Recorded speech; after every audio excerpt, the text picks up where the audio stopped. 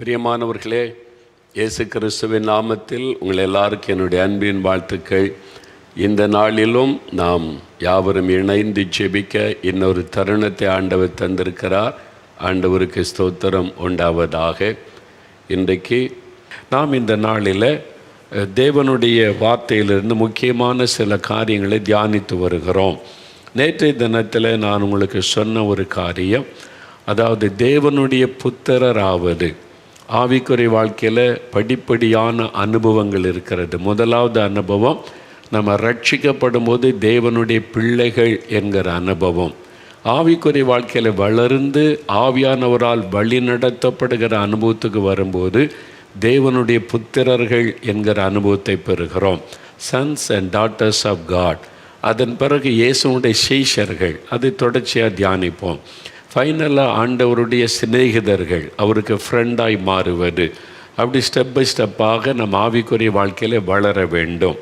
அப்போ ரட்சிக்கப்பட்டவங்க அதோடு நின்று விடக்கூடாது. ரட்சிக்கப்பட்டேன், பைபிள் வாசிக்கிறேன், ஜெபிக்கிறேன், இது போதுமென்று இருக்கக்கூடாது. பரிசுத்த ஆவியினால் வழி நடத்தப்படுகிற அனுபவத்துக்குள்ளே வந்து அவருடைய புத்திரராக மாற வேண்டும். அதை தான் தொடர்ந்து பார்த்தோம். அதற்கு முதலாவது பரிசுத்த ஆவியினால் நிரப்பப்பட வேண்டும். பரிசுத்த ஆவியினால் நிறைந்து ஆவில நிரம்பி அந்நிய பாஷையில் பேசுகிற அனுபவத்தை பெற்றுக்கொள்ளணும். அப்படி அபிஷேகத்தை பெற்றுக்கொண்டால் தான் நீங்கள் ஆவில நடத்தப்படுகிற அனுபவத்துக்குள்ளே வர முடியும். அப்புறம் சீஷர்களாய் மாற முடியும், இயேசுனுடைய சிநேகிதராக மாற முடியும், அடுத்தடுத்து ஆவிக்குரிய அனுபவத்திலே வளர முடியும். அதனால் இந்த பரிசுத்த ஆவியின் நிறைவை பெற்றுக்கொண்டு அதன் பிறகு ஆண்டவரோடு நடக்கிற, அதாவது ஆவியானவரால் வழி நடத்தப்படுகிற அனுபவம்.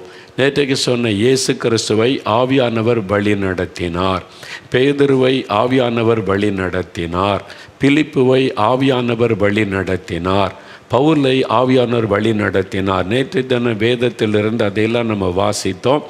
ஆவியானவரால் வழி நடத்தப்படுகிற அனுபவம் அது பைபிளில் சொல்லியிருக்கு. இன்றைக்கு உள்ள சில அனுபவங்களை நான் உங்களுக்கு சொல்ல விரும்புகிறேன். நேற்றைய தினத்தில் நான் ஒரு காரியத்தை சொன்னேன். எஸ்டேட்டில் வேலை செய்கிற ஒரு சகோதரரை ஆவியானவர் வேலையில் எப்படி வழி நடத்தினார் என்பதை குறித்து நான் உங்களுக்கு சொன்னேன். இந்த ஆவியானவர் நம்மை நடத்தும் போது நம்முடைய உள்ளத்திலே அவர் பேசுகிறார். பரிசுத்த ஆவியானவர் மூலமாய் நம்முடைய ஆவியோடு கூட அவர் பேசி நம்மை வழி நடத்துகிறார். ஆவியானவருடைய குரலை நம்ம எங்கே கேட்க முடியும்? நம்முடைய இருதயத்தில் நமக்குள்ளே இருக்கிற ஆவிக்குரிய மனிதனோடு நம்முடைய ஆவியோடு ஆண்டவர் இடைப்பட்டு பேசுவார் என்பதை நேற்றைக்கு உங்களுக்கு தெளிவாய் சொன்னேன். எப்படியெல்லாம் பேசுவார் அப்படின்னா, வாக்குத்தத்தம் கொடுப்பது, உற்சாகப்படுத்துவது மாத்திரம் அல்ல. ஆவியானவர் நம்முடைய குறைகளை உணர்த்தி பரிசுத்தத்தின் பாதையிலும் நம்மை வழி நடத்துவார். ஒரு தாயார் ஒரு சாட்சி எழுதியிருந்தாங்க, இங்கெல்லாம் வாசிக்கப்பட்டது. அவங்க நல்ல பால் பண்ணை வச்சுருக்காங்க, நிறைய மாடுகள் வச்சுருக்கிறாங்க. அந்த கன்றுக்குட்டிகள் போட தான் அந்த பண்ணை பெருகும். ஆனால் ஒரு கன்றுக்குட்டியும் உயிரோடு இருக்காது, எல்லாம் மரித்து விடும். கிட்டத்தட்ட 200 கன்றுக்குட்டிகள் மரித்து விட்டது என்கிற ஒரு வேதனையில் இருந்தாங்க. அதுக்கு என்னென்னவோ மந்திரவாதம், பில்லி சொன்னியா, அதுக்கெல்லாம் போனாங்க, பணம் செலவு பண்ணாங்க. ஆனாலும் கன்றுக்குட்டி பிழைக்கவில்லை. அவங்க யாரோ சொல்லி நம்ம ஜெபிக்கலாம் வாங்க நிகழ்ச்சியை பார்த்தாங்களா? சாபத்திலிருந்து விடுதலை பெறுவது எப்படி என்பதை அறிந்து கொண்டு இயேசுவை தேட ஆரம்பித்தாங்க. இயேசுவுக்கு ஒப்பு கொடுத்தாங்க. ஆண்டவரிடத்தில் தன்னை அர்ப்பணித்து ஜெபித்த உடனே சாபக்கட்டுகள் மாறினது, கன்றுக்குட்டிகள் உயிர் பிழைக்க ஆரம்பித்தது. அவங்களுக்கு ரொம்ப சந்தோஷம், இப்போ கன்றுக்குட்டிலாம் உயிரோடு இருக்கிறது என்று. இப்போ பால் வியாபாரம் செய்கிறாங்க. திடீர்னு அந்த பால் வியாபாரத்தில் லாபத்தை பார்க்க முடியவில்லை.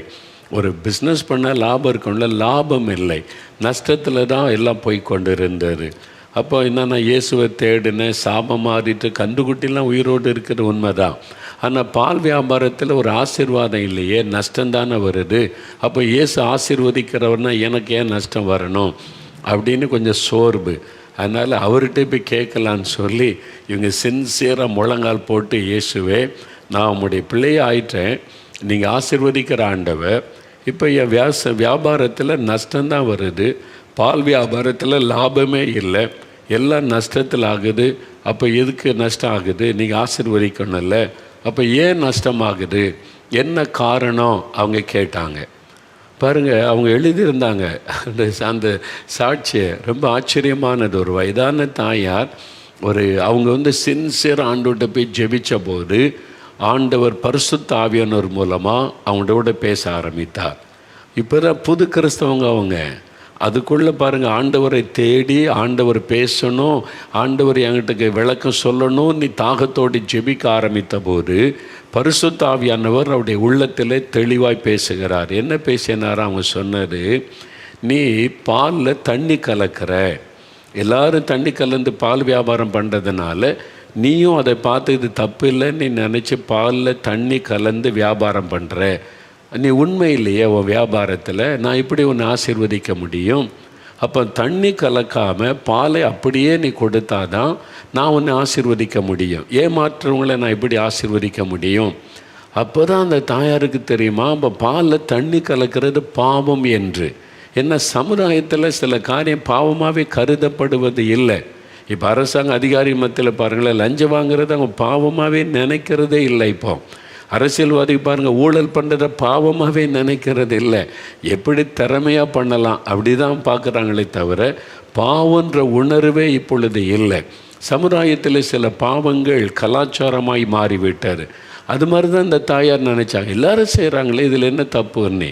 அந்த ஆண்டவர்கிட்ட போகும்போது ஆவியானவர் உணர்த்தி தெளிவாக பேசினாராம். அவங்க அப்படியே எழுதியிருந்தாங்க, ஆண்டவர் என்கிட்ட பேசினார், இது பாவம், இந்த மாதிரி பிஸ்னஸ் பண்ணக்கூடாது. உடனே ஒப்பு கொடுத்தாங்க, ஆண்டவரே என் பாவத்தை மன்னிங்க, எனக்கு இது வரைக்கும் தெரியாது இந்த தப்புன்னு, இனிமேல் நான் தண்ணி கலக்க மாட்டேன், அப்படியே பால் கறந்து அப்படியே சேல் பண்ணுவேன்னு சொல்லி அவங்க பால் வியாபாரம் பண்ண ஆரம்பித்தாங்க. ஆண்டவர் ஆசீர்வதிக்க ஆரம்பிச்சிட்டார், லாபம் பெருக ஆரம்பித்தது. அவங்க சொன்னாங்க, பாலில் தண்ணி கலந்தால் தான் வாழ முடியும், லாபம் கிடைக்கும்னு மற்றவர் சொல்கிறாங்க. ஆனால் தண்ணி கலக்காமல் அவங்க உண்மையாக பிஸ்னஸ் பண்ண ஆரம்பித்த பிறகு கர்த்தர் பெருக்கத்தை கொடுக்க ஆரம்பித்து விட்டார். அந்த சாட்சியை எழுதியிருந்தாங்க. அப்போ ஆண்டவர் இப்படி நம்மோடு பேசுவார். அப்போ ஆண்டவர் பாருங்கள், அவனுடைய தெளிவாக பேசி அழகாய் வழி நடத்தினார். எப்படி என்ன, நீங்கள் போய் ஆண்டவர்கிட்ட கேளுங்க, ஏன் எனக்கு வேலை கிடைக்க மாட்டேங்குது, ஏன் என் பிஸ்னஸில் லாபம் இல்லை, ஏன் என் குடும்பத்தில் இந்த பிரச்சனை தீர மாட்டேங்குது, காரணம் என்ன ஆண்டவரை சொல்லு. கர்த்தர்கிட்ட கேளுங்க, முழங்கால் போடுங்க, ஜெபம் பண்ணுங்க, ஆண்டவர்கிட்ட காத்துருங்க, அவர் உங்களோட பேசுவதற்கு இடம் கொடுங்க. நிறைய கிறிஸ்தவர்கள் இப்படி செய்கிறதில்லை, நான் சோம்பேறிகளாக மாறிட்டோம். யாராவது நமக்காக ஜெபிக்கட்டும், யாராவது நமக்காக ஜெபிச்சு ஏதாவது நடக்கட்டும் அப்படின்ற நிலைமையில தான் இருக்கிறோம். இல்லை, நீங்கள் ஜெபிக்கணும், நீங்கள் கேட்கணும், நீங்கள் போய் காத்திருக்கணும். ஆண்டவர் உங்களோடு பேச ஆவலோடு இருக்கிறார். உடனே சொல்லிடுவாங்க, நான்லாம் பாவிங்க, என்கிட்ட ஆண்டவர் எப்படி பேசுவார், இப்படி ஒரு வார்த்தை சொல்லி தப்பித்து கொள்ள பார்க்கிறோம். பாவின்னு தெரிதில்லை, மனம் திரும்புங்க, ஒப்பு கொடுங்க, ஆண்டவர்கிட்ட அறிக்கையிடுங்க, ஆண்டவரோடு உங்களுடைய காரியத்தை சரிப்படுத்துங்க. அதுக்கு தான் முயற்சி பண்ணணுமே இல்லாமல் என்கிட்டலாம் ஆண்டவர் பேச மாட்டார், நான் ஒரு பாவி, ஊழியக்காரன்ட்டு தான் பேசுவார், அப்படி வேதத்தில் சொல்லப்படவில்லை. பாருங்கள், ஒரு பால் வியாபாரம் செய்கிற தாயாரோடு ஆண்டவர் பேசுகிறார், உங்கள்கிட்ட பேச மாட்டாரா? நீங்கள் அந்த அனுபவத்துக்குள்ளே வரணும். கிறிஸ்தவ வாழ்க்கை என்பது ஆண்டவர் நம்மோடு இடைப்படுவது, நம்மோடு பேசுவது, நாம் ஆண்டவரோடு பேசுவது மாத்திரம் அல்ல, அவர் நம்மோடு பேசணும், நம்ம வழி நடத்தணும்னு ஆண்டவர் விரும்புகிறார். அதற்கு நம்ம ஒப்பு கொடுக்க வேண்டும். பாருங்கள், ஒரு வியாபாரம் செய்கிற ஒரு வாலிபன், அவரை ஒரு முறை சந்தித்தேன். அவர் தகப்பனாரும் பிஸ்னஸ் மேன், அவங்க தகப்பனாரும் வியாபாரம் செய்தாங்க. இப்போ வாலிப மகன் அவர் பிஸ்னஸ்க்கு வந்த உடனே தகப்பனார் அவருக்கு சில பொறுப்புகளை கொடுத்து, இதெல்லாம் நீ பார்த்துக்கப்பா இந்த பிஸ்னஸை, அப்பா இதை பார்த்துக்கிறேன்னு சொல்லி இவர் எந்தெந்த இந்த வாலிப தம்பி பொறுப்படுத்தாரோ அவங்க அப்பாவை விட பிஸ்னஸில் பெருசாகிட்டார். இடத்தை வாங்குறது, பில்டிங் கட்டுவது, பிஸ்னஸ் பெருகி விட்டார். அவருடைய தகப்பனாருக்கு ஒரு பக்கம் ஆச்சரிய சந்தோஷம், மகன் ஆசீர்வாதமாக இருக்கிறான் என்று. ஒரு வாலிப வயசில், கொஞ்சம் வயசில் இப்படி வியாபாரத்தில் பெருகி ஒரு சாதிக்கிற ஒரு நிலைமைக்கு உயர்த்தப்பட என்ன காரணம்? நான் அவரை சந்திக்கும்போது பேசினேன், உங்கள் அப்பா எனக்கு தெரியும், அவங்க பிஸ்னஸ் பண்ணுறாங்க, ஆனால் நீங்கள் வந்த கொஞ்ச நாட்களில் இவ்வளோ பிஸ்னஸ் விரிவடைஞ்சிருக்குது, இவ்வளோ சக்ஸஸாக போகுது, என்ன காரணம்னு நினைக்கிறீங்கன்னு சொல்லி. அப்போ அந்த தம்பி சொன்னார், அங்கிள், நான் இந்த பிஸ்னஸ் எங்கள் அப்பா என்கிட்ட பொறுப்பு கொடுத்த போது ஆண்டவர்கிட்ட என்னை பூரணமாக ஒப்பு கொடுத்து, ஆண்டவரே நீங்கள் சொல்கிறத தான் நான் செய்வேன், நீங்கள் எனக்கு கைடன்ஸ் கொடுக்கணும், நீங்கள் என்னை வழி நடத்தணும், நான் என்ன பிஸ்னஸ் செய்யணும், எப்படி செய்யணும், எதை வாங்கணும், எல்லாத்தையும் நீங்கள் தான் பொறுப்புன்னு சொல்லி ஆண்டவர்கிட்ட என்னை ஒப்பு கொடுத்து ஆண்டவர் என்ன சொல்லுகிறார் என்பதை கேட்டு கேட்டு செய்ய ஆரம்பித்தேன். ஆச்சரியமாக இருக்குல்ல? பிஸ்னஸ் மேன், ஒரு பிஸ்னஸ் பண்ணுகிற ஒரு வாலிப தம்பி. அதனால தான் இவ்வளோ சக்ஸஸ்ஸு. அது எப்படி உங்களுடைய அனுபவத்தை எனக்கு சொல்லுங்கன்னு கேட்டேன். அது சொன்னார், நான் ஆண்டவரிடத்தில் ஜெபிச்சு பரிசுத்தாவின் நிறைவை பெற்றுக்கொண்டேன், ஆவில நிரம்பி அந்நிய பாஷையில் ஜெபம் பண்ணுவேன்.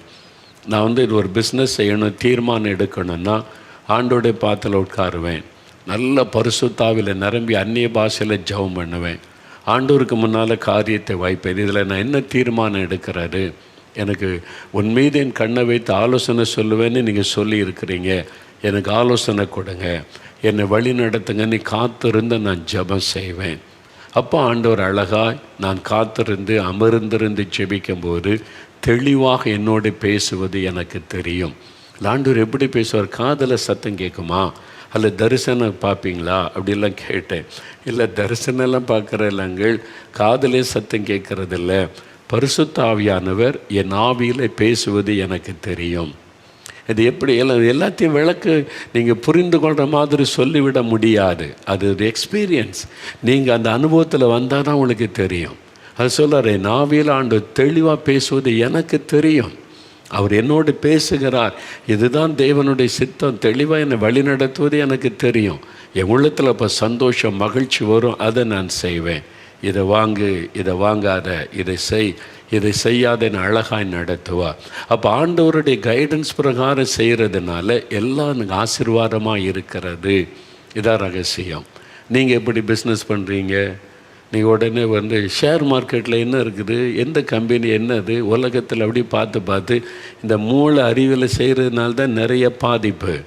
ஆண்டவர்கிட்ட போங்க, அவர்கிட்ட காத்துருங்க, அவரோட பேசுங்க, அவர் உங்களோட பேச இடம் கொடுங்க, காத்துருங்க. ஒரு பிஸ்னஸ் மேன் காத்திருக்கிறார்ல, அவர்கிட்ட கேட்ட எவ்வளோ நேரம் ஜெபம் பண்ணிங்க? நான் தினம் அதிகாலை எழும்பி 1 மணி நேரம் 2 மணி நேரம் ஜெபிக்காமல் வெளியே போக மாட்டாங்க. சில காரியம் தீர்மானம் எடுக்கணும், ஆண்டோட்ட பேசுனா சில சமயம் உபவாசம் பண்ணி நான் காத்திருந்து ஜெபிப்பேன்.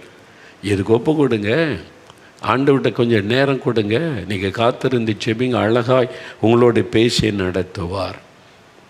ஒரு காவல்துறை அதிகாரி, போலீஸ் டிபார்ட்மெண்ட்டில் ஒரு டிஎஸ்பி ரேங்கில் இருக்கிறவங்க ஒரு முறை அவருடைய அனுபவத்தை அறிந்து ரொம்ப ஆச்சரியம். நான் ஏற்கனவே சொல்லியிருந்தாலும் திரும்ப ஞாபகப்படுத்துகிறேன். யாரோடும் ஆண்டவர் பேச ஆயத்தம், நம்ம தான் கேட்குறக்கு ஆயத்தம் இல்லாமல் இருக்கிறோம். நீங்கள் ஒப்பு கொடுங்க, அழகாய் நடத்துவார். இந்த அனுபவத்துக்குள்ளே வரணும். ஒரு டிஎஸ்பி ரேங்கில் இருக்கிற போலீஸ் ஆஃபீஸர், அவங்க ஏரியாவில் ஒரு பிரபலமான குடும்பத்தில் நகை திருடு போய்விட்டார். வீட்டுக்குள்ளே நுழைஞ்சி எத்தனையோ நிறைய நகை திருடு போயிட்டது. ரொம்ப பிரபலமானவங்க வேறு. அதனால் மேல் அதிகாரி வரைக்கும் போய் இந்த திருடனை உடனே கண்டுபிடிச்சாகன்னு ப்ரெஷர் கொடுக்குறாங்க. இவங்க அதாவது ஒரு ஆதாரம் கிடச்சிட்டா அதை வச்சு அப்படியே நூல் பிடிச்ச மாதிரி கண்டுபிடிச்சிருவாங்க போலீஸ், அவ்வளோ திறமையானவர்கள்.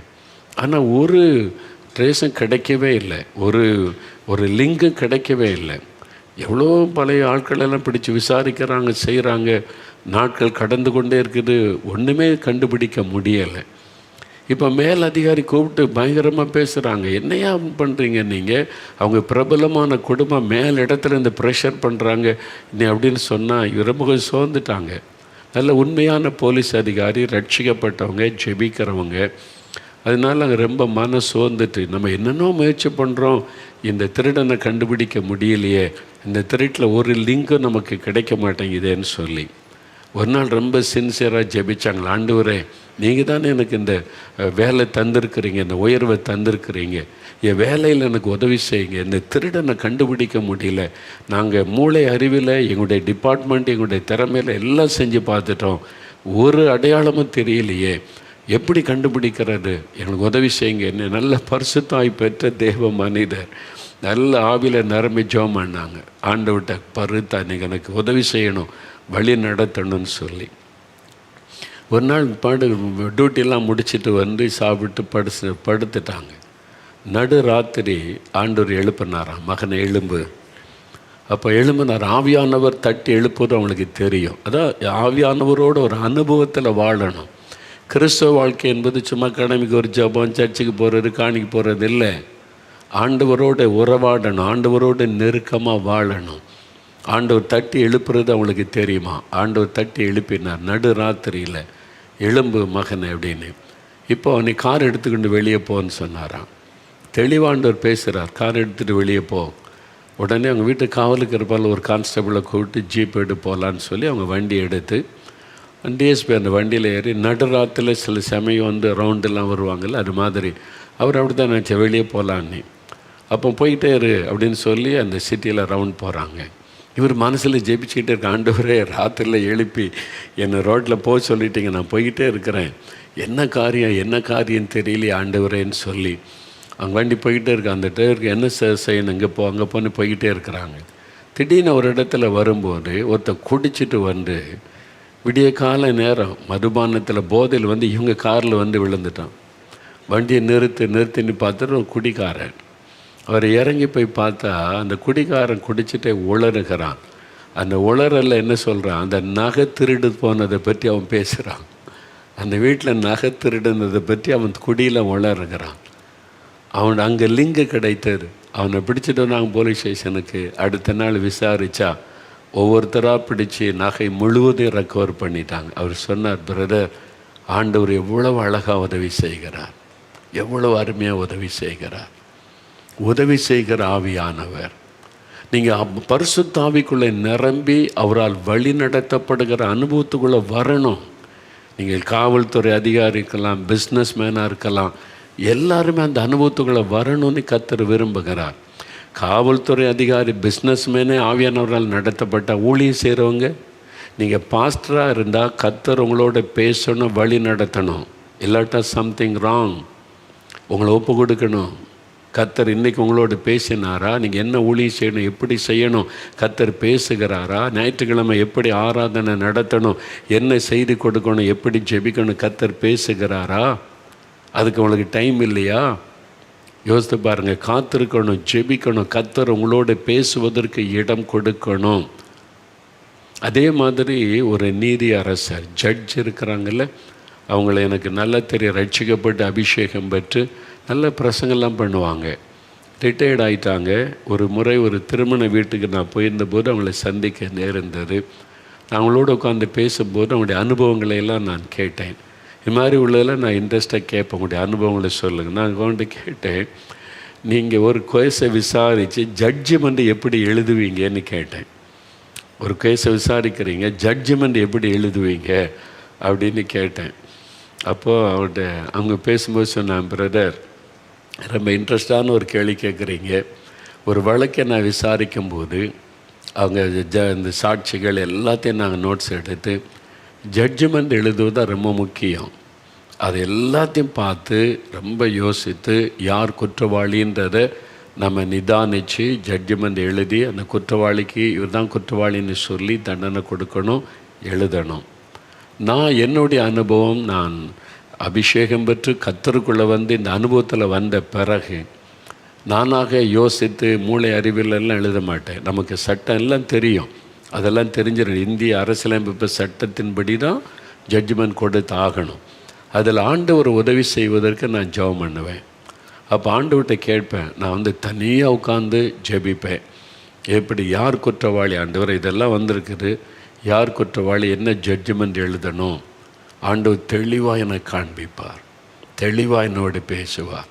இவன் தான் குற்றவாளி, பாரு, இந்த சாட்சிகள்லாம் பாரு, இந்த பாயிண்டெல்லாம் பாரு, தெளிவுபடுத்தி காமிச்சு இந்த சட்டத்தின் பிரகாரம் இந்த தண்டனை அவனுக்கு வழங்கப்படணும் சொல்லி நான் தனியாக உட்காந்து ஜட்ஜ்மெண்ட் எழுதுவேன்னு சொன்னாங்க. ரொம்ப இன்ட்ரெஸ்டிங்காக இருந்துச்சு. நான் அவன்கிட்ட கேட்டேன், சரி ஆண்டவர் உன்கிட்ட பேசுகிறாருன்றீங்க, எப்போ பேசுவார், அதுக்கு எவ்வளோ நேரம் ஆகும்னு கேட்டேன். அவங்க சொன்னாங்க, பிரதர், நான் வந்து கர்த்தர்கிட்டேருந்து தெளிவாக அந்த ஆலோசனை பெறுவதற்கு கிட்டத்தட்ட 2 மணி நேரம் நான் முதலாவது என்னை ஆயத்தப்படுத்துவேன். நான் வேதம் வாசிப்பேன், வசனத்தை வாசித்து என்னை ஒப்பு கொடுத்து ஜெபம் பண்ணி எனக்கும் ஆண்டவருக்கு நடுவில் எதுவும் இல்லாமல் தெளிவாக ஆண்டவர் என்கிட்ட பேசணும்னு காத்திருப்பேன். கிட்டத்தட்ட 2 மணி நேரம் நல்ல ஆவியில் நிரம்பி அந்நிய பாஷையில் ஜெபம் பண்ணி வசனத்தை வாசித்து ஆயத்தப்படுத்தின பிறகு அப்போதான் கர்த்தர் பேசுகிற குரலை எனக்குள்ளே கேட்க முடியும். பார்த்தீங்களா? இதை செய்கிறதுக்கு நிறைய பேர் ஆயத்தமாக இல்லை. இதுதான் பிரச்சனை. இன்றைக்கி சோம்பேறிகளாய் ஊழியர்களும் சரி விசுவாசிகளும் சரி சோம்பேறியாக மாறினதுனால தான் ஆண்டவருடைய குரலை கேட்க நம்ம தவறி கொண்டு இருக்கிறோம். ஆண்டவருக்கு டைம் கொடுங்க, போய் காத்துருங்க, நல்ல வேதத்தை வாசிங்க, தியானிங்க, ஒப்பு கொடுங்க, ஜெபித்து ஆயத்தப்பட்டால் ஆண்டவர் பாருங்கள் அழகாக நம்மோடு பேசுவதை நம்ம உணர்ந்து கொள்ள முடியும். அதற்கு இடம் கொடுக்கணும். அப்போ அதற்கு ரொம்ப முக்கியமான காரியம் மத்தேயு 5:8 என்ன சொல்லியிருக்குது? இருதயத்தில் சுத்தமுள்ளவர்கள் பாக்கியவான்கள், அவர்கள் தேவனை தரிசிப்பார்கள். நம்முடைய இருதயத்தில் ஆவியில் ஆண்டவரை தரிசிக்க முடியும். அப்போ அதற்கு நம்முடைய இருதயம் சுத்தமாக இருக்கணுமா? இருதயத்திலே பாவ கரைகள் இருந்தால் தேவனை தரிசிக்க முடியாது. அப்போ என்ன பண்ண? முதல்ல நம்முடைய இருதய பரிசுத்த இரத்தத்தினால் கழுவப்பட இடம் கொடுக்கணும். ஆண்டவரே நம்முடைய இரத்தத்தினால் என்னை கழுவும், என்னை பரிசுத்தப்படுத்த. நம்ம பாவம் நிறைந்த உலகத்தில் இருக்கிறோம். அப்பப்போ பாவ சோதனை நம்மை தீட்டுப்படுத்தக்கூடிய பாவம் வந்துடுது. ஆனால் அதை அறிக்கையிட்டு ஜெபம் பண்ணி நம்மை சுத்திகரிக்க இடம் கொடுக்கணும். எபிரேயர் 12:14 பரிசுத்தமில்லாமல் ஒருவனின் தேவனை தரிசிக்க முடியாது, பரிசுத்தமுள்ளவளாக இருக்கவும் யாவரோடு சமாதானமாக இருக்க நாடுங்கள். அப்போ ஒன்று நம்முடைய இருதயம் பரிசுத்தமாக இருக்கணும். இன்னொன்று யார் மேலேயும் கசப்பு வெறுப்பு இருக்கக்கூடாது. மனிதரோட ஐக்கியம் சரியாக இருக்கணும். மன்னிக்கிற இருதயம் இருக்கணும். இந்த 2 இருந்தால் நம்முடைய இருதயம் க்ளீனாக இருக்கும். அப்போ ஆண்டவர் நம்மோடு பேசுவதை நம்ம கேட்க முடியும். அதுக்கு தான் நம்ம தெய்வ சமூகத்தில் காத்திருக்கும்போது நம்ம போனோடனே டக்குன்னு ஆண்டவர் பேசிட மாட்டார். நம்முடைய இருதயம் ஆயத்தப்படணும். இல்லை, எப்போவுமே ஆயத்தமாக இருந்தால் அவர் பேசுவதை நீங்கள் கேட்டுக்கொள்ள முடியும். அதனால தான் முதல்ல வேத வசனத்தை தியானித்து அந்த வசனத்துக்கு உங்களை சுத்திகரிக்க இடம் கொடுத்து உங்களை ஒப்பு கொடுத்து பரிசுத்த ஆவியினால் என்னை நிரப்பும், என்னை சுத்திகரி, என்னை ஜெபிச்சு ஆவியானுடைய அக்னி இறங்கி உங்களை ஆவியில் நிரம்பி ஜெபிக்க ஜெபிக்க ஜெபிக்க ஆவியானவர் உங்களை பரிசுத்தப்படுத்துவார். ஆண்டவருக்கு ஏற்ற ஒரு பரிசுத்தம் உண்டாகும். அதன் பிறகு நீங்கள் காத்திருக்கும்போது பரிசுத்த ஆவியானவர் உங்களோட பேசுகிற குரலை அப்போ தான் கேட்க முடியும். ஆனால் அந்த மாதிரி ஒரு ஆவிக்குரிய அனுபவத்துக்கு நம்ம ஒப்பு கொடுக்கணும். நீங்கள் அதுக்கு தான் அதிகாலை எழும்பி அவரை தேடணும். அதிகாலையில் தேடுகிறவர்கள் என்னை கண்டடைவார்கள். அதிகாலையில் எழும்பி உங்களுடைய இருதயத்தை ஆயத்தப்படுத்தி காத்திருந்தீங்கன்னா அந்த நாளில் நீங்கள் என்ன செய்யணும், எப்படி செய்யணும், அதை குறித்து உங்களோட ஆண்டவர் பேசுவார். அழகாய் அவர் நடத்துவார். வாலி பிள்ளைகள் சாட்சி சொல்கிறாங்களே, எக்ஸாம் எழுதுகிற பிள்ளைங்க, இயேசுவை நானும் சேர்ந்து படிக்கிறோம், ஆண்டவர் எனக்கு படிப்பு சொல்லி தருகிறார், என்னோடு பேசுகிறார். அந்த பிள்ளைகள் பாருங்கள் தங்களுடைய வாழ்க்கை ஆண்டவருக்கு ஒப்பு கொடுத்து ஆண்டவர் பேசுவதற்கு இடம் கொடுத்து வேதம் வாசித்து ஜெபம் பண்ணி இயேசுவோடு இணைந்து வாழ்கிற வாழ்க்கைக்கு வந்துட்டாங்க. அதனால் படிக்கும்போது இயேசுவை நானும் படிக்கிறோம், எக்ஸாம் எழுதும்போது இயேசுவை நானும் எக்ஸாம் எழுதுகிறோம். இந்த சாட்சியெல்லாம் சொன்னாங்கல்ல, கேட்டிங்கல்ல? அப்போ அந்த மாதிரி ஒரு வாழ்க்கைக்கு நம்ம ஒப்பு கொடுக்கணும். நீங்கள் பேங்கில் வேலை செய்தாலும், டீச்சராக இருந்தாலும், பிஸ்னஸ்மேனாக இருந்தாலும், ஸ்டூடெண்ட்டாக இருந்தாலும் எல்லாரும் இயேசுவோடு நடக்க முடியும், அவருடைய குரலை கேட்க முடியும். முதல்ல நீங்கள் அதை அறிந்து கொள்ளணும். எல்லோரோடும் ஆண்டவர் பேச விரும்புகிறார், ஆயத்தமாக இருக்கிறார். நம்ம தான் ஆயத்தமாக இல்லை. நம்ம ஒப்பு கொடுத்து நம்முடைய குரலை கேட்க நம்முடைய இருதயத்தை ஆயத்தப்படுத்தி விட்டால் அழகாய் பேசுவார். அதற்கு பரிசுத்தாவின் அபிஷேகம், அப்புறம் பரிசுத்தாவினால் வழி நடத்தப்படுகிற அனுபவத்துக்கு நம்ம ஒப்பு கொடுக்கணும். வெறுமனை போகிறோம், ஆவிலன்னு அந்நிய பாஷை பேசிட்டு ஜெபம் முடிச்சுட்டு வந்துடுறோம். ஆண்டவர் பேச இடம் கொடுக்கறதே இல்லை நிறைய பேர். அப்போ என்ன செய்யணும்? முதல்ல வசனத்தை வாசித்து தியானிங்க. அப்புறம் அந்த வசனத்தை வைத்து நல்லா ஜெபிங்க. ஆவியில் நிரம்பி அந்நிய பாஷையில் எவ்வளவு நேரம் முடியுமோ அவ்வளோ நேரம் அப்படியே ஜெபம் பண்ணி அவருடைய பிரசன்னத்தில் அப்புறம் அமைதியாக வாயை மூடிட்டு உடைய கண்கள் மூடி இருக்க காத்துருங்க. ஆண்டவரே என்னோடு பேசும், லார்டு ஸ்பீக் டு மீ, என்னோடு பேசுன்னு காத்துருங்க. கொஞ்ச நேரம் அமர்ந்துருங்க, டக்குன்னு வந்துடாருங்க. கொஞ்ச நேரம் அமர்ந்துருங்க. அப்போது நீங்கள் அமர்ந்திருக்கும்போது ஆவியானவர் உங்களுடைய ஆவியில் பேசுவதை தெளிவாய் கேட்க முடியும்.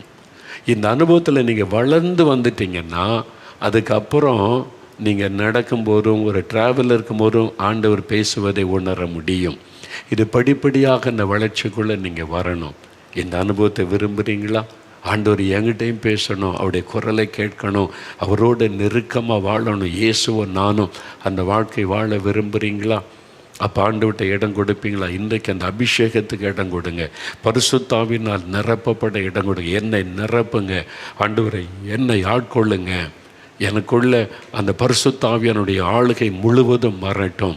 ஆவியானவர் வரும் பொழுது அவர் நம்மை பரிசுத்தப்படுத்தி சுத்திகரித்து ஆண்டவரோடு பேசுவதற்கு நம்ம ஆயத்தப்படுத்துகிறவர் ஆவியானவர். ஆனால் அந்த அனுதினமும் பரிசுத்தாவில நிரம்பி செபிக்கணும். நீங்கள் விரும்புகிறீங்களா? ஆண்டவரோட பேசணும், அவருடைய குரலை கேட்கணும், எனக்கு இந்த அனுபவம் வேணும்னு விரும்புகிறீங்களா? அப்போ அபிஷேகம் அவசியம். இப்போ ஜெபிக்க போகிறோம். ஆண்டவரே, இந்த பரிசுத்தாவினால் என்னை நிரப்புங்க. நானும் ஆவியில் நிரம்பி அந்நிய பாஷை பேசணும், உம்முடைய குரலை கேட்கணும், நீங்கள் என்னை வழி நடத்தணும். நீங்கள் கேளுங்க. ஊழியக்காரங்க ஆண்டவர்கிட்ட கேட்கணும். நீங்கள் அமர்ந்திருந்து ஜெபிக்கும் போது அப்படி தான் ஆண்டவர் நடத்த. ஆண்டவரே, நான் என்ன பிரசங்கம் பண்ணணும்? காத்திருந்து ஜெபிக்கும் போது அவரே சொல்லுவார், இந்த கூட்டத்தில் இந்த வசனத்தை வைத்து இந்த காரியம் பேசணும். அழகாய் வழி நடத்துவார். இதை சொல்லு, இதை சொல்லக்கூடாது, இதை செய், அப்படி அழகாய் வழி நடத்துவார். அப்போ இன்றைக்கு ஆண்டவருடைய ஆளுகைக்குள்ளே ஒப்பு கொடுத்து பரிசுத்தாவியின் நிரப்பப்பட ஒப்பு கொடுக்குறீங்களா? இப்போ ஜெபிக்க போகிறோம். சில நம்முடைய நேரம் இந்த பரிசுத்தாவினால் ஆண்டவரை நிரப்பணும் விரும்புகிறீங்களா அப்படின்னு முழங்கால் படியிடுங்க. இப்போ ஜெபிக்க போகிறோம். முழங்கால் படியிட்டு, ஆண்டவரை, எனக்கு இந்த அனுபவம் வேணும், என்கிட்ட நீங்கள் பேசணும், உம்முடைய குரலை நான் கேட்கணும், ஆவியானவரால் நான் வழி நடத்தப்படணும். சும்மா அந்நிய பாஷை பேசிட்டு போகக்கூடாது. உம்முடைய குரலை கேட்கிற அந்த அனுபவம் எனக்கு வேண்டும். என்னையும் நீங்கள் வழி நடத்தணும். அதுக்கு என்னை ஒப்பு கொடுக்குற ஆண்டவரே, ஒப்பு கொடுங்க, ஒப்பு கொடுங்க, ஒப்பு கொடுங்க. இன்றைக்கு ஒப்பு கொடுத்தீங்கன்னா இந்த அனுபவத்தை நீங்கள் பெற்றுக்கொள்ள முடியும். பரிசுத்தாவினால் நிரப்பப்பட்ட ஆவியில் நிரம்பி அந்நிய பாஷையில் பேசுகிற அனுபவம் எனக்கு வேணும். உம்முடைய குரலை கேட்கிற அனுபவம் எனக்கு வேணும். ஜெபிக்க போகிற அப்படியே முழங்கால் படியிடுங்க. கருத்தா தாகத்தோடு கேட்கணும். ஆண்டவரை, வாஞ்சியோட விருப்பத்தோட இன்றைக்கு அந்த அபிஷேகம் எனக்கு வேணும், எனக்கு இந்த அனுபவம் வேணும், என்னை நிரப்புங்க ஆண்டவரே. இன்னும் பாவத்தில் இருந்தால் முதலாவது இயேசுவே, உம்முடைய இரத்தத்தினால என் இருதயத்தை கழுவுங்க. உங்கள் இரத்தம் என்னை கழுவி பரிசுத்தப்படுத்தட்டும். ஆண்டவரே, உம்முடைய இரத்தம் சகல பாவங்களை நீக்கி சுத்திகரிக்கும். அந்த இரத்தம் என்னை கழுவி சுத்திகரிக்கட்டும். இருதயத்தில் கை வைங்க. ஒரு 2 நிமிடம் ஜெபம் பண்ணுங்க. இயேசுவே, உம்முடைய இரத்தம் என் இருதயத்தை கழுவி சுத்திகரிக்கட்டும். ஆட்டுக்குட்டியானவரின் இரத்தம், இயேசு கிறிஸ்துவின் இரத்தம் என்னை கழுவி பரிசுத்தப்படுத்தட்டும். என் பாவமறை என்னை கழுவி பரிசுத்தப்படுத்தும். என்னை சுத்திகரியும். உமக்கும் எனக்கு நடுவாக எந்த பாவமும் வேண்டாம் ஆண்டவரே. இப்பொழுது உம்முடைய இரத்தம் என்னை கழுவி சுத்திகரிக்கட்டும். ஒப்பு கொடுத்து ஜெபிங்க. தன் பாவத்தை மறைக்கிறவன் வாழ்வடைய மாட்டான். அறிக்கை செய்து விட்டு விடுகிறவன் இறக்கம் வருவான். ஜெபிங்க. வாலிப மகளே ஜெபம் பண்ணு, வாலிப தம்பி ஜெபம் பண்ணு, குட்டி பிள்ளைகள் ஜெபம் பண்ணுங்க, பெரியவங்க ஜெபிங்க. ஆண்டவரே, முதலாவது உம்முடைய இரத்தத்தினால் என்னை கழுவும் கழுவும் கழுவும். ஜெபம் பண்ணுங்க, ஜெபம் பண்ணுங்க. அவருடைய இரத்தம் உங்களை கழுவுகிறது. உங்களுடைய இருதயம் சுத்திகரிக்கப்படுகிறது. நீங்கள் பாவத்தை அறிக்கையிட இயேசுவின் இரத்தம் உங்களை சுத்திகரிக்கிறது. உங்களுடைய இருதயத்தை ஆயத்தப்படுத்துகிறது. இதன் பிறகு நீங்கள் ஆவியில் நிரப்பப்பட போறீங்க. ஆவியானவர் மேலே இறங்க போகிறார். உங்கள் வீட்டிலேயே அபிஷேகம் உங்கள் மேலே இறங்க போகிறது. புதிய பாஷைகளை பேச போறீங்க, அந்நிய பாஷைகளை பேச போறீங்க. அந்த அக்னியாய் ஆவியானவர் பெந்தெகோஸ்தே நாளில் அக்னிமயமான நாவுகளைப் போல வந்து அமர்ந்ததை போல உங்கள் மேலே அந்த ஆவியானவர் வந்து அமர போகிறார். ஆவியினால் நிரம்பி அவங்க அந்நிய பாஷையில் பேசி தேவனை துதித்ததை போல அந்த பாஷையை உங்களுக்கு தரப்போகிறார். ஆவியானவருக்கு இடம் கொடுங்க. இப்பொழுது ஆண்டவரே, என்னை நிரப்போன்னு கேளுங்க. தாகத்தோடு கேளுங்க, வாஞ்சையோடு கேளுங்க. தாகமாயிருக்கிறவன் என்னிடத்தில் வந்து பானம் பண்ண கடவன் என்று பரிசுத்த ஆவியானவரை குறித்து இயேசு சொன்னார். தாகமுள்ளவன் மேலே என் ஆவியை ஊற்றுவேன் என்று சொல்லி இருக்கிறார். தாகத்தோடு கேளுங்க. எனக்கு இந்த அபிஷேகம் வேணும். என்னை ஆவியினால் நீங்கள் நிரப்பணும். என் கூட நீங்கள் பேசணும். உம்முடைய குரலை நான் கேட்கணும். உம்மோடு நெருக்கமாய் வாழுகிற அனுபவம் எனக்கு வேண்டும். இயேசுவே, உம்முடைய குரலை கேட்க, உம்மோடு நடக்க, உம்முடைய புத்திரனாக நான் இருக்க ஆவியானவரால் வழி நடத்தப்படுகிற அனுபவம் எனக்கு வேண்டும். அதற்கு இந்த ஆவியினாலே நிரப்புங்க. உம்முடைய குரலை நான் கேட்கும்படி அந்த அபிஷேகத்தை என் மீது ஊற்றுங்க. கேளுங்க. எல்லாரும் கேளுங்க. ஜெபம் பண்ணுங்க. ஆவியானுடைய வல்லமை இறங்குகிறாரு, அபிஷேகத்தின் வல்லமை இறங்குகிறாரு. ஆண்டவரே, மாம்சமான யாவர் மேலும் கடைசி நாட்களிலே ஆவியை ஊற்றுவேன் என்று சொன்னீரே. இப்பொழுது இந்த மகள் மேல, மகன் மேல ஊற்றுங்க. இந்த குடும்பத்துக்குள் ஆவியானுடைய வல்லமை இறங்கட்டும், அபிஷேகத்தின் வல்லமை இறங்கட்டும், ஆவியானுடைய வல்லமை ஊற்றப்படட்டும். இந்த சின்ன பிள்ளைகள் மேல் ஆவியை ஊற்றுங்க. எல்லாரும் இயேசுவோடு நடக்கிற அனுபவத்தை பெறணும், அவருடைய குரலை கேட்கிற அனுபவத்தை பெறணும், ஆவியானவரால் வழி நடத்தப்படுகிற அனுபவத்தை பெறணும். நிரப்புங்க ஆண்டவரே, உம்முடைய வல்லமையினால், அபிஷேகத்தினால் நிரப்புங்க. பெற்றுக்கொள்றீங்க எல்லாரும் ஆண்டவரை கேளுங்க. ஆண்டவரே, என்னை நிரப்பினதற்காய் ஸ்தோத்திரம், என்னை ஆட்கொண்டதற்காய் ஸ்தோத்திரம். இயேசு கிறிஸ்துவின் நாமத்தில் ஜெபிக்கிறோம் பிதாவே, ஆமேன். நிறைய பேர் நிரப்பப்பட்டிருக்கிறீங்க. உங்களுக்குள்ள இந்த வல்லமை இறங்கினது, புதிய பாஷைகளை தந்திருக்கிறார். தினந்தோறும் காலையில் எழும்பி வசனத்தை தியானித்து நல்லா தனித்து ஆவில நிரம்பி அந்நிய பாஷையில் துதித்து கொண்டே இருங்க. அந்த துதித்து ஜெபித்து முடித்த பிறகு கொஞ்ச நேரம் காத்துருங்க. இருதயத்தில் அந்நிய பாஷை பேசிக்கொண்டு நீங்கள் அப்படியே காத்துருங்க. அப்போ ஆண்டவர் உங்களோடு பேசுகிற குரலை கேட்க முடியும். அந்த அனுபவத்துக்குள்ளே நீங்கள் வந்துட்ட பிறகு தொடர்ந்து அதில் வளர சுலபமாக கர்த்தர் உங்களோடு பேசுவதை நீங்கள் புரிந்து கொள்ள முடியும். அப்படி ஆவியானவரால் வழி நடத்தப்படுகிறவர்கள் தான் தேவனுடைய புத்திரர்கள், இன்னும் ஆண்டவரோடு நெருங்கி வாழுகிறவர்கள். God bless you.